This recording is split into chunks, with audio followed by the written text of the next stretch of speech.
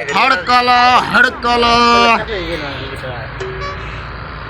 दिल दर्द दा घर बन गए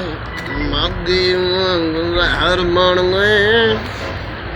गोभी गिनो अचार गिनो छुआरे गिनो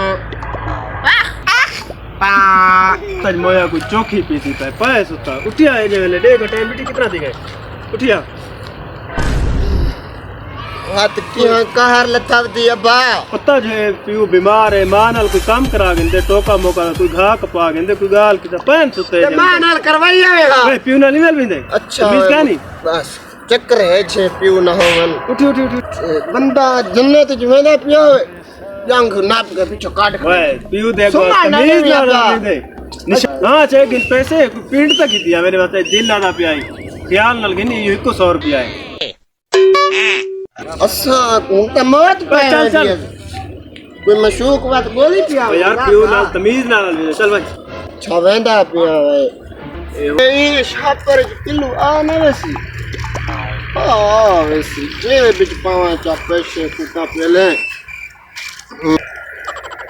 बाजरे दा सिट्टा में मता घोली वना अच्छा मैं तो मनुष्य बच्चे अच्छा पिंड गिद्दियों चाहती हूँ अच्छा मेरे को चल से ना उठे अच्छा हूँ मेरा उठी लगते दुकानदार में को वेंदा पे मिल उतरा मैं तो ना भाग सकता रोके कैसे वे ओए अबे पछे